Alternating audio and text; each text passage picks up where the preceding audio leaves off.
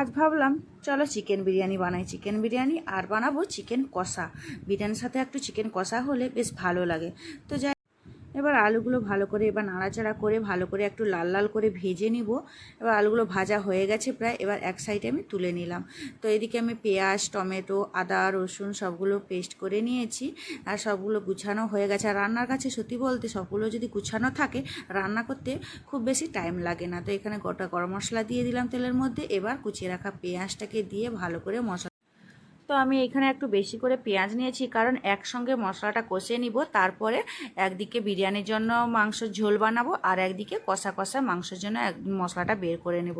তো এখানে পেঁয়াজটা সেদ্ধ হওয়ার জন্য তাড়াতাড়ি একটু স্বাদ মতো লবণ দিলাম। এবার আদা রসুনের পেস্টটাকে দিয়ে ভালো করে পেঁয়াজের সঙ্গে কষিয়ে নিতে হবে। তো আদা রসুনের গন্ধটা যাওয়ার পরে এবার এখানে দিয়ে দিব কেটে রাখা টমেটোটাকে দিয়েও ভালো করে পেঁয়াজ আর আদা রসুনের সঙ্গে ভালো করে মিশিয়ে নিলাম। মেশানো হয়ে এসছে। এবার এর উপরে রেগুলার মশলা, লঙ্কার গুঁড়ো, হলুদ গুঁড়ো এবার দিয়ে ভালো করে এটাকে নাড়বো। আর অল্প একটু জল দিয়ে দিব কারণ যাতে মশলাটা নিচে না লেগে যায়। তো জলটা একটু দিয়ে দিয়েছি। এবার ভালো করে একটু নাড়াচাড়া করে একটু কষিয়ে নিতে হবে টাইম দিয়ে।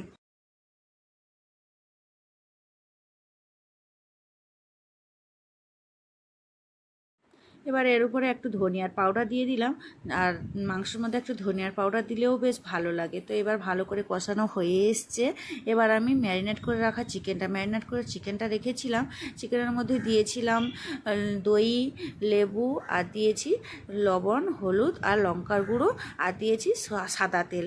এবার এখানে মশলাটা অল্প একটু বের করে রেখেছি। আর এদিকে চিকেন পিসগুলো একটু বড় সাইজে রেখেছি যাতে বিরিয়ানিতে চিকেনগুলো বেশ বড় সাইজে দেখতেও ভালো লাগে আর খেতেও ভালো লাগে। এই জন্য এদিকে বড় সাইজে চিকেনটাকে বানিয়েছি আর এইদিকে ছোটো ছোটো করে চিকেন কেটে রেখেছিলাম, ওইদিকে মশলাটাও কষাতে দিয়ে দিয়েছি। তো বিরিয়ানির জন্য প্রথমে এদিকে কষানো হয়ে এসছে আর এখন জল বেরিয়েছে। তো যাই হোক, এখান থেকে দেখো আমি আলুটাকে ভেজে রাখা আলুটাকে দিয়ে দিলাম। আলুটাকে দিয়ে ভালো করে নাড়াচাড়া করে মশলার সঙ্গে ভালোভাবে মিশিয়ে 5 মিনিটের মতো ঢাকা দিয়ে রেখে দিব। এবার ঢাকা দিয়ে রেখে দিয়েছিলাম। তো এবার দেখো তেল ছেড়ে দিয়েছে। এবার অল্প একটু জল দিব যাতে মাংসগুলো বা আলুগুলো সেদ্ধ হয়ে যাবে। তো এখানে জল দিয়ে দিয়েছি, ঝোলটা বেশ ফুটে উঠেছে। এবার গরম মশলা গুঁড়ো দিয়ে আমি বিরিয়ানির চিকেনটাকে নামিয়ে নিব।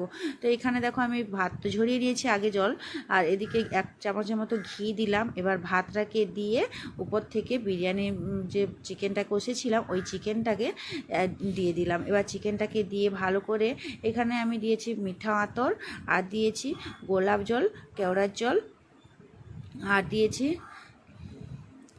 তো এটাকে ভালো করে মিশিয়ে উপর থেকে ছড়িয়ে দিলাম। আর এইভাবে কিন্তু বাড়িতে এইভাবে চিকেন বিরিয়ানি আমার কিন্তু বেশ ভালো লাগে।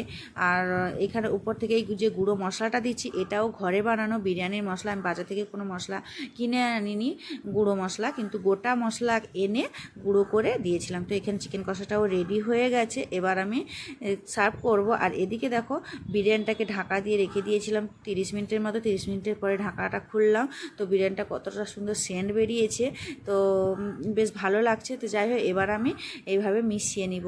সবগুলো ভাত একসঙ্গে মিশাবো না, এক সাইড থেকে এইভাবে বিরিয়ানির মাংস আর ভাতটা ভালো করে মিশিয়ে নিতে হবে, তারপরে সার্ভ করব। তো কে কোথা থেকে দেখছো অবশ্যই কমেন্ট করে জানিও। আর ভিডিও ভালো লাগলে একটা লাইক করে দিও। তো দেখা হচ্ছে আজ তবে এই পর্যন্ত। তো সবাই খুব ভালো থাকবে, সুস্থ থাকবে। দেখা হচ্ছে খুব শিগগিরই নতুন একটি ব্লগ বা রেসিপি নিয়ে। তো আজ তবে আসি। তো এবার দেখো চিকেন কষা আর বিরিয়ানি, ব্যাস রাতের খাবারটা বেশ জমে যাবে।